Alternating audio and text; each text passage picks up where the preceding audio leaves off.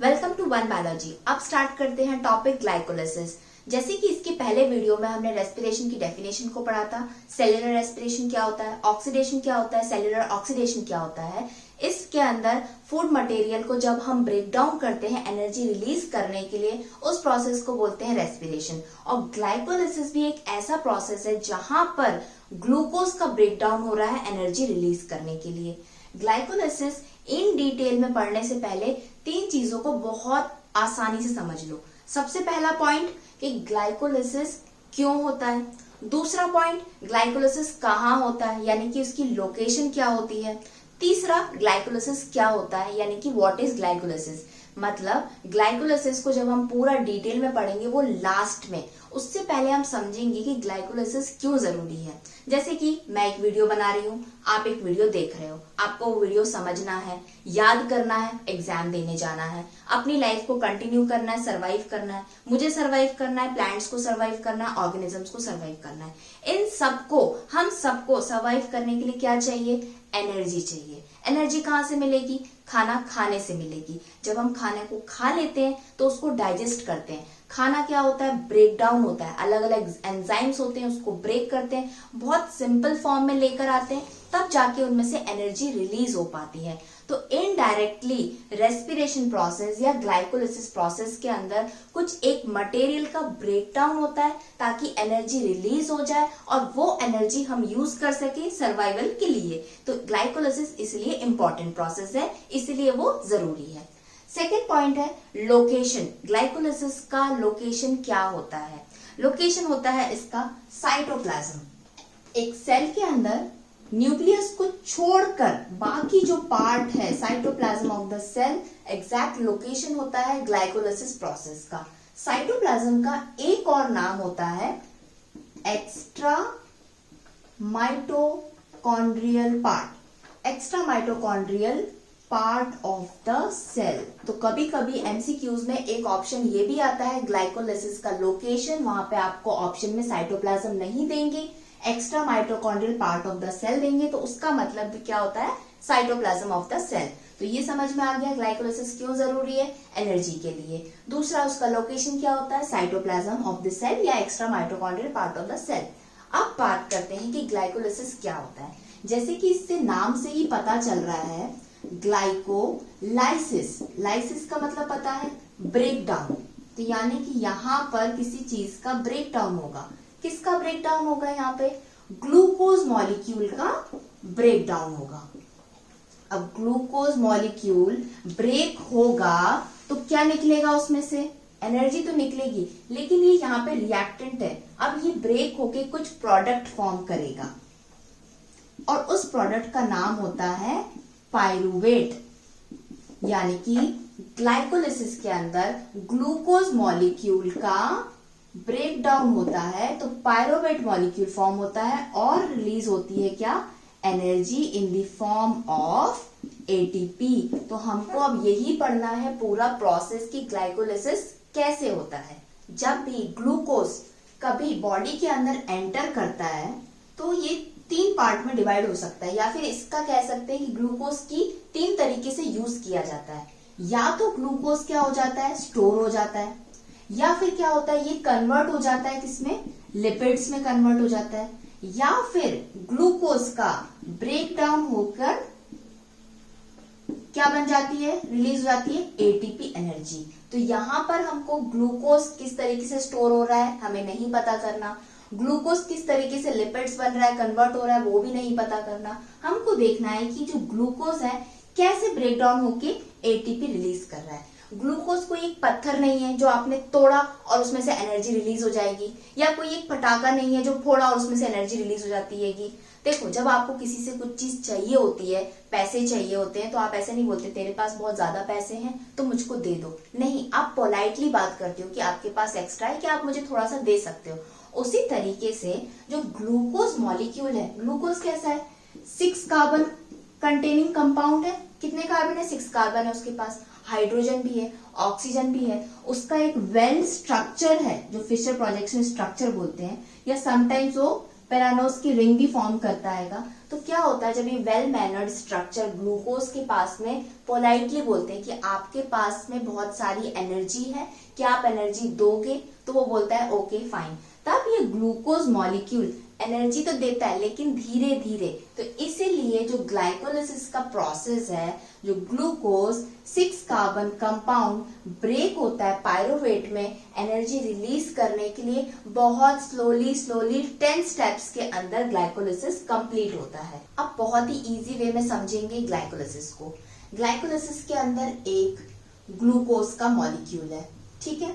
Glucose के अंदर कितने कार्बन होते हैं? 6 कार्बन होते हैं, ठीक है। मैं यहाँ पे लिख देती हूँ कि 6 कार्बन मॉलिक्यूल है। अब ग्लाइकोलाइसिस होना है, यानी कि इसका क्या होना है?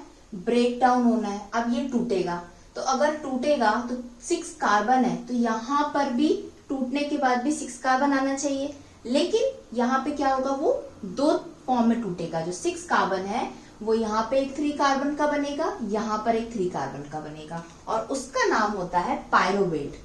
तो इसका मतलब जब एक ग्लूकोज का मॉलिक्यूल ब्रेक होता है तो कितने मॉलिक्यूल्स पायरुवेट के बनते हैं? 2 मॉलिक्यूल्स बनते हैं। 1 मॉलिक्यूल ऑफ ग्लूकोज जब ब्रेक होता है तो 2 मॉलिक्यूल्स ऑफ पायरुवेट बनते हैं। और पायरुवेट है 3 कार्बन कंपाउंड, तो ये दोनों पायरुवेट मिलके क्या बन जाएंगे? 6 कार्बन। तो यहाँ पर भी 6 हो गए और यहाँ पर भी 6 हो गए। अब ब्रेक डाउन हुआ है तो यहाँ पर क्या रिलीज हो जाती है? एनर्जी, और ये हो गई energy in the form of ATP. अब यहाँ पर इंपॉर्टेंट पॉइंट ये है, जो ग्लूकोज है पायरुवेट बनते बनते इसको 10 स्टेप्स कवर करनी पड़ती है, या मान के चलो 10 सीढ़ी नीचे जाना पड़ता है। इसको आप ब्रेक कर सकते हो 1 2 3 4 5 6 7 8 9 10। तो यहाँ पर ग्लूकोज 10 स्टेप्स तो कंप्लीट करता है, लेकिन वो 10 स्टेप्स को भी वो क्या करता है? 2 पार्ट्स में डिवाइड कर देता है। यानी कि पहला पार्ट हो गया 5 स्टेप्स का, और फिर नेक्स्ट हो गया अगेन दूसरी 5 स्टेप्स का। तो आप कह सकते हो एक जो ग्लाइकोलिसिस प्रोसेस है वो 2 पार्ट्स में डिवाइड कर सकते हो, या 2 फेज में डिवाइड कर सकते हो। ये हो जाएगा आपका फेज 1, जिसमें पहली 5 स्टेप्स होंगी ग्लाइकोलिसिस की, और दूसरा हो जाएगा क्या? फेज 2, जिसके अंदर नेक्स्ट 5 स्टेप्स होगी ग्लाइकोलिसिस की, जिसमें लास्ट स्टेज में पायरुवेट फॉर्म होगा। अब फेज 1 है, फेज 2 है, तो इसके और भी नाम है। फेज 1 को बोलते हैं प्रेपरेटरी फेज। क्यों बोलते हैं प्रेपरेटरी फेज? नाम से ही समझ में आ रहा है, यहाँ पर ग्लूकोज क्या कर रहा है? अपने आप को प्रिपेयर कर रहा है ब्रेक करने के लिए। और नेक्स्ट फेज के अंदर क्या हो रहा है? पे ऑफ फेज। पे ऑफ फेज क्यों बोला है इसको? क्योंकि हमको ग्लूकोज क्यों ब्रेक करना है? एनर्जी को रिलीज करने के लिए। तो अब यहाँ पे ग्लूकोज को पहले बहुत मनाते हैं कि देखो तुम अपनी एनर्जी, तुम्हारे पास बहुत सारी है, तुम प्लीज दे दो। तो ये हो गया क्या? प्रेपरेटरी फेज के अंदर ग्लूकोज को प्रिपेयर कर रहे हैं, मना रहे हैं कि तू एनर्जी दे दे। नेक्स्ट फेज के अंदर वो फेज 2 में मान जाता है, वो पे ऑफ, वो एनर्जी को दे देता है। तो पहली 5 स्टेप्स और नेक्स्ट 5 स्टेप्स अब हम देखेंगे। ग्लाइकोलाइसिस के अंदर ब्रेकडाउन ऑफ ग्लूकोज होता है। ये बहुत सिंपल टर्म है, सबको समझ में आता है, लेकिन जब इसकी बारी आती है इसकी 10 स्टेप्स याद करने की, 10 एंजाइम्स याद करने की, तब आप लोग इस टॉपिक को छोड़ देते होगे। तो यहाँ पर मैं आपको बहुत इजी वे में समझा रही हूँ जो आपको याद हो जाएगा। सबसे पहले ग्लाइकोलाइसिस लिख लो, ठीक है। ग्लाइकोलाइसिस के अंदर किसका ब्रेकडाउन हो रहा है? लिख लो, ग्लूकोज का हो रहा है। क्या पढ़ा हमने? 2 पार्ट में डिवाइड होता है, 10 स्टेप्स होती हैं। तो फेज 1 डिवाइड कर दिया, फेज 2 डिवाइड कर दिया। फेज 1 के अंदर कितनी स्टेप्स आ जाएगी? 5 स्टेप्स आ गई। फेज 2 के अंदर कितनी स्टेप्स आ जाएंगी? अगेन 5 स्टेप्स आ जाएंगी। तो टोटल हो गई 10 स्टेप्स। तो सबसे पहले आप क्या करो, फेज 1 को हम पढ़ते हैं, 5 स्टेप्स बना लो। 1 2 3 4 5, ये फेज 1 की हो गई। अब देखते हैं फेज 2 की। यहां पर भी हो गई 1 2 3 4 5, ठीक है। अब यहां पर लिख लो ग्लूकोज 6 कार्बन है, ठीक। कितनी स्टेप्स होंगी? 10 स्टेप्स होगी। 5 इधर 5 इधर हो गई। कितने एंजाइम्स लगेंगे? 10 एंजाइम्स लगेंगे, इतना लिख लो। ये तो पता है ना ग्लाइकोलाइसिस के अंदर ग्लूकोज का ब्रेकडाउन हो रहा है, तो सबसे पहले कौन बैठ जाएगा आकर? ग्लूकोज। तो 10 स्टेप्स में से पहली स्टेप का तो आपको याद हो गया कि ग्लूकोज है। अब ग्लूकोज ब्रेक डाउन होके क्या बना रहा है, पायरुवेट बना रहा है। तो ऑब्वियस सी बात है सबसे फेज 2 के लास्ट पार्ट में कौन आ जाएगा, पायरुवेट आ जाएगा। तो यहां लिख देते हैं क्या, पायरुवेट बन गया। यहां पर ये 6 कार्बन है, पायरुवेट कैसा है, 3 कार्बन है, इतना लिख दो। 10 स्टेप्स में से या फिर कहें 10 फिल इन द ब्लैंक्स में से 2 फिल हो गए आपके। अब कितने बचे, 8 बचे केवल। ठीक, फेज 1 को प्रिपरेटरी फेज भी बोलते हैं, यानी कि यहाँ पे ग्लूकोज को प्रिपेयर करना है, इसको थोड़ा सा पहले खिलाना पिलाना पड़ेगा, तभी वो आगे चल के हमको एनर्जी देगा। तो खिलाने के लिए हम क्या इसको दे सकते हैं, एनर्जी दे सकते हैं। तो ग्लूकोज को प्रिपरेटरी फेज में फेज 1 में एनर्जी चाहिए, और एनर्जी का क्या फॉर्म होता है, हमेशा एटीपी। तो यहाँ पे लिख देते हैं क्या, एक एटीपी मॉलिक्यूल। एटीपी क्या होता है, एडेनोसिन ट्राइफॉस्फेट। तो आप इसको 1 2 3 यानी कि 1 2 3 फॉस्फेट मॉलिक्यूल से क्या बन गया आपका, ये एटीपी है। अब ये किसके पास जाएगा, ग्लूकोज के पास जाएगा। तो ग्लूकोज क्या करेगा, ग्लूकोज का यहाँ पे एक छोटा सा स्ट्रक्चर बना लो इस तरीके से, 1 2 3 4 5, ये 6 कार्बन का ग्लूकोज हो गया। कितने कार्बन है, 1 और 6 कार्बन है का। अब ये ग्लूकोज के पास में जब ये 3 फॉस्फेट जाएंगे तो ये एटीपी क्या करेगा, अपने 3 में से एक फॉस्फेट ग्लूकोज को दे देगा। तो अब ग्लूकोज बोलेगा कि मेरे पास 6 कार्बन है। अब वो खुद सोचेगा कि मैं किसको कहां पर बैठाऊं। जो फॉस्फेट ग्रुप आया है तो ग्लूकोज क्या करेगा, अपने जो छठा वाला कार्बन होता है, 6th कार्बन होता है, बोलते इधर आके बैठ जाओ फॉस्फेट को। तो ये ग्लूकोज एटीपी से एक फॉस्फेट लेने के बाद में क्या बन जाता है, ग्लूकोज फॉस्फेट बन जाता है। लेकिन ग्लूकोज के पास तो 6 कार्बन है, 1 2 3 4 5 6, कौन से नंबर के कार्बन पे बैठता है, 6 नंबर के। तो इसका नाम हो जाता है क्या, ग्लूकोज 6 फॉस्फेट।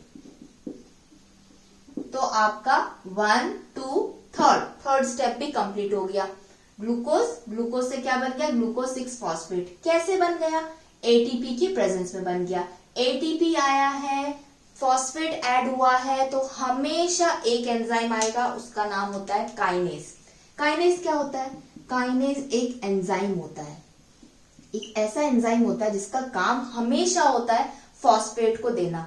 कहीं भी कोई भी बुक के अंदर अगर काइनेज वर्ड आपको दिखता है तो समझ जाओ वो एक एंजाइम है, और ये एंजाइम हमेशा आपको एक फॉस्फेट देगा जिस भी मॉलिक्यूल्स के पास में वो प्रेजेंट होगा। तो काइनेज की प्रेजेंस में ग्लूकोज मॉलिक्यूल एटीपी से फॉस्फेट ले लेगा। अब ग्लूकोज मॉलिक्यूल के पास में कितने कार्बन है, 6 कार्बन है। तो 6 कार्बन को हेक्सोज भी बोलते हैं, पेंटा हेक्सा।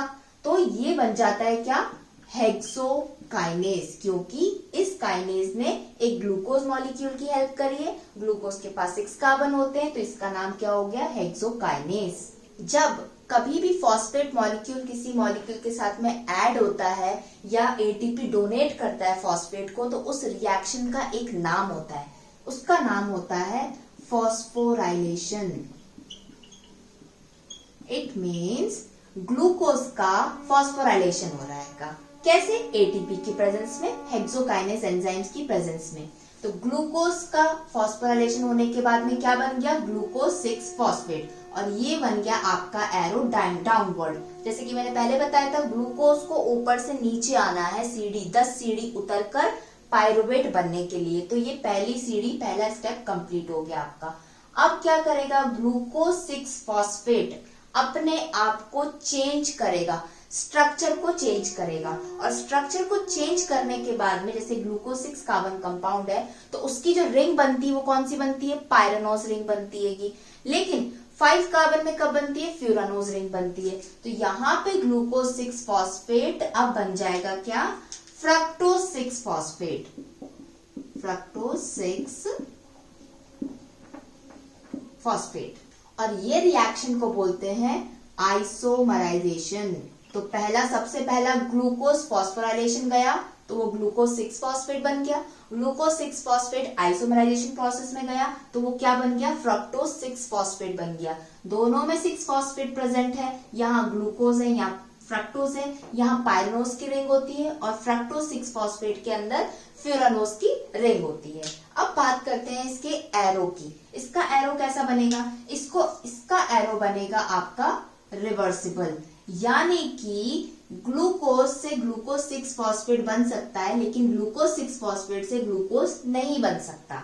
ग्लूकोज 6 फॉस्फेट से फ्रक्टोज 6 फॉस्फेट बन सकता है, और fructose 6 phosphate again glucose 6 phosphate बन सकता है अगर कंडीशंस को चेंज कर दिया जाए।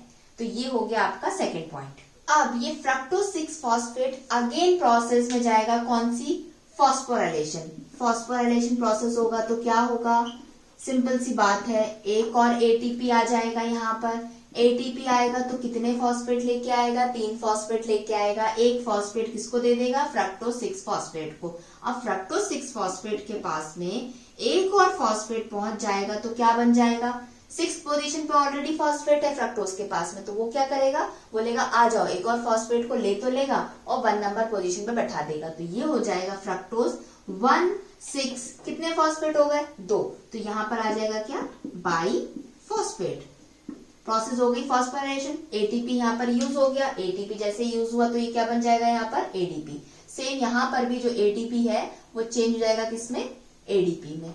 तो फेज 1 के अंदर ग्लूकोज को हम प्रिपेयर कर रहे हैं, खिला पिला रहे हैं, क्या कर रहे हैं? एटीपी दे रहे हैं। लो थोड़ा सा एटीपी ले लो, तब और एटीपी। सेकेंड टाइम भी हम यहाँ पर एटीपी दे रहेंगे। अब एक इम्पॉर्टेंट पॉइंट ये है, ये वाला जो प्रोसेस है ये रिवर्सिबल नहीं है। ये इम्पॉर्टेंट स्टेप है पूरी ग्लाइकोलिसिस प्रोसेस की। क्यों?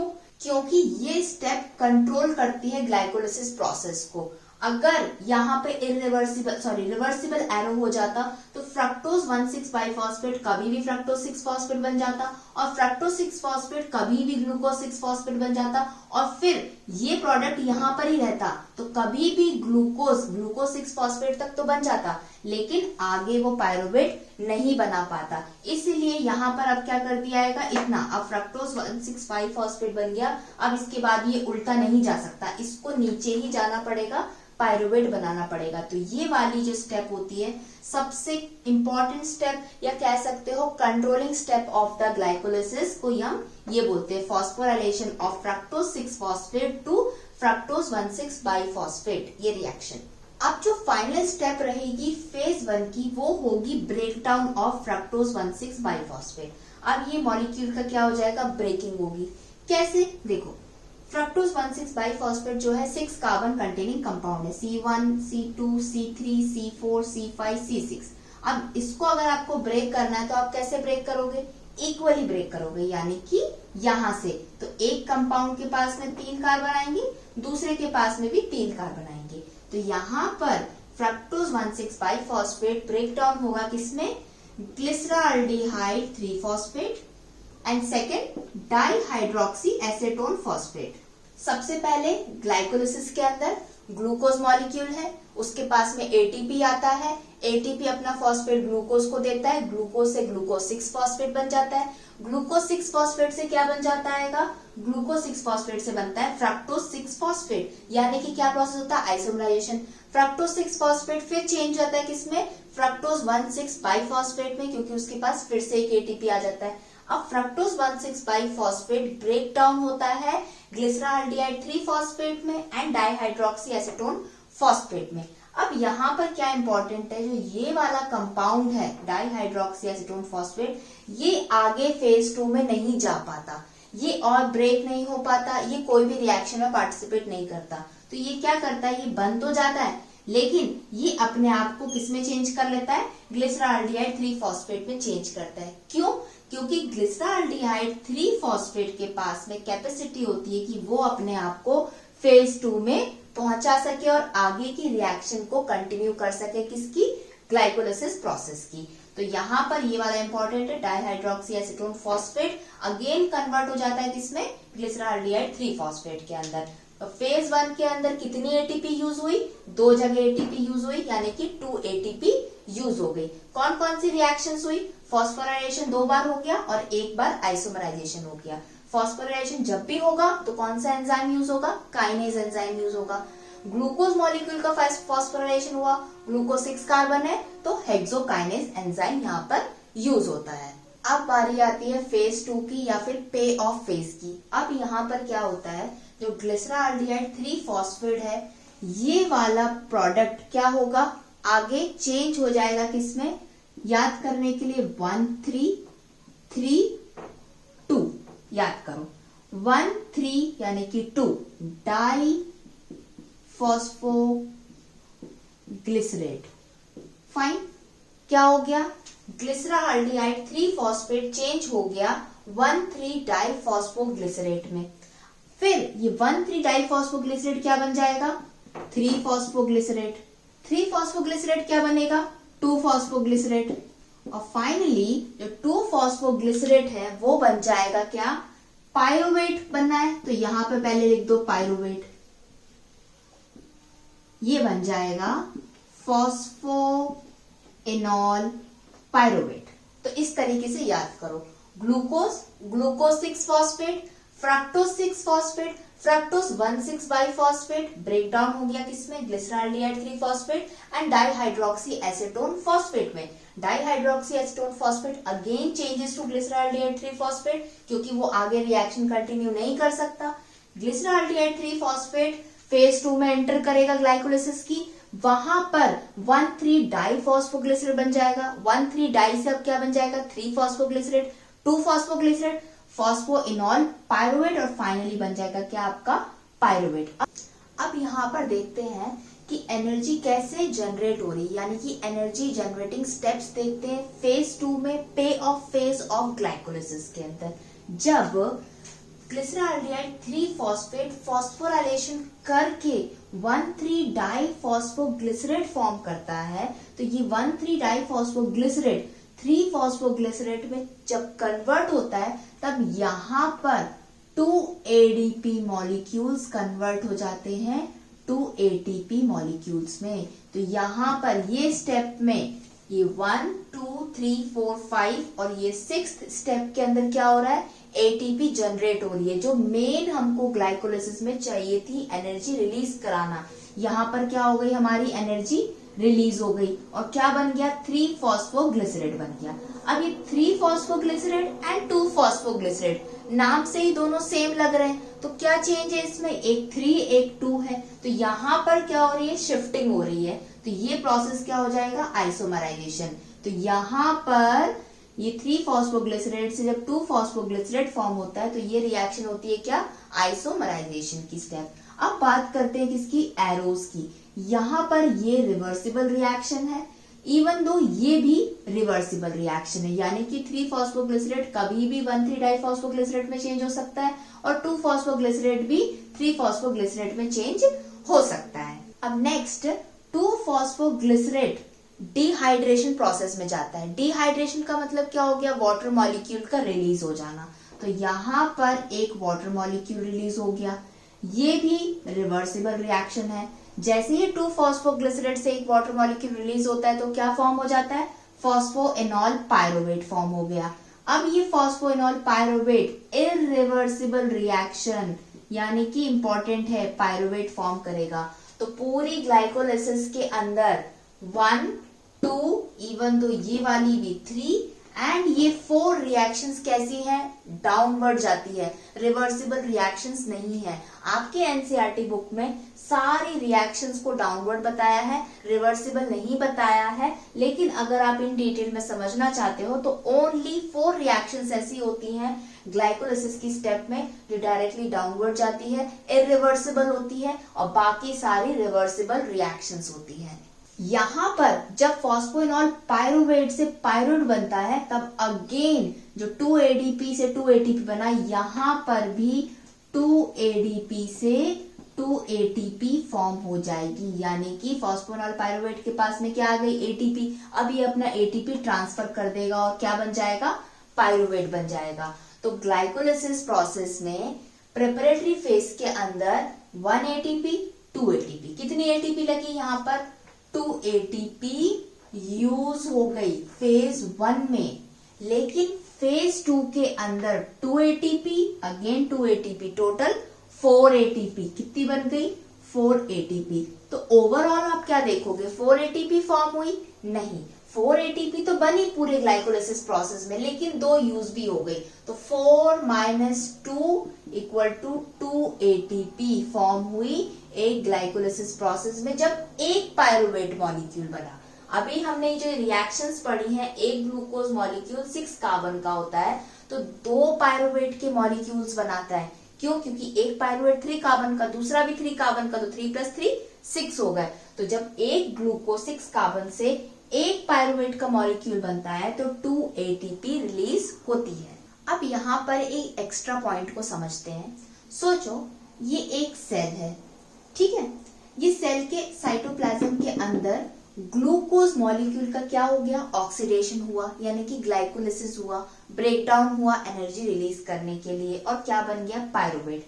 तो ये एक सिंपल प्रोसेस तो था नहीं कि ग्लूकोज झट से एकदम से पायरुवेट बन गया, बहुत लंबा 10 स्टेप्स का प्रोसेस था। तो ऐसा नहीं हो सकता क्या ये ग्लूकोज मॉलिक्यूल कभी भी सेल से बाहर निकल जाए, या जब ग्लूकोज का ऑक्सीडेशन हो रहा है या ब्रेकडाउन होता है तो इसकी कोई भी जो इंटरमीडिएट्स बने हैं ये सेल से बाहर निकल के चले जाएं। पायरुवेट ही क्यों बन पाता है? इसके बीच में रिएक्शंस बंद क्यों नहीं हो जाती कभी? तो उसका रीजन है जो ग्लूकोज मॉलिक्यूल जब स्टार्ट होता है ब्रेक होना, तो आप देखो जितने भी इंटरमीडिएट्स बने हैं, ये सारे इंटरमीडिएट्स बने हैं, सबके पास क्या है?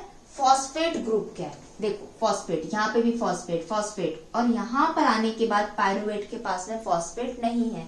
तो यानी कि जितने भी जब फॉस्फेट ग्रुप ऐड हो जाते हैं किसी भी कंपाउंड में या मॉलिक्यूल्स में, तो पीएच जब 7 होता है, न्यूट्रल पीएच पर फॉस्फेट ग्रुप के कारण उस पे क्या चार्ज आता है? नेगेटिव चार्ज आता है। इसका मतलब इन सबके ऊपर क्या चार्ज है? नेगेटिव चार्ज है। और जब कोई भी मॉलिक्यूल्स के ऊपर नेगेटिव चार्ज होता है तो उसकी मेम्ब्रेन वो चार्ज मॉलिक्यूल को बाहर नहीं जाने देती, इसीलिए ग्लूकोज का पूरा प्रोसेस कंप्लीट इजीली हो जाता है। कोई भी इंटरमीडिएट बाहर भागने की कोशिश नहीं करता।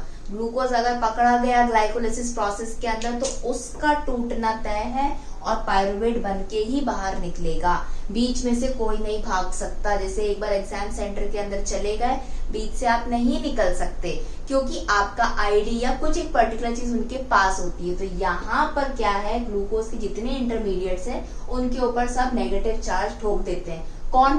फॉस्फेट डाल देता है, और फॉस्फेट जैसी नेगेटिव चार्ज है सेल मेम्ब्रेन अलाउ नहीं करती नेगेटिव मॉलिक्यूल्स को ट्रांसफर होने के लिए। और जब पायरुवेट बन जाता है उसके बाद आप कहीं भी जा सकते हो, कहीं पर भी यूज हो सकते हो। उसके बाद हम देखेंगे कि पायरुवेट ग्लाइकोलाइसिस से निकलने के बाद कैसे टीसीए साइकिल या क्रेब्स साइकिल के अंदर एंटर करता है और फिर क्या न्यू कंपाउंड्स फॉर्म करता है।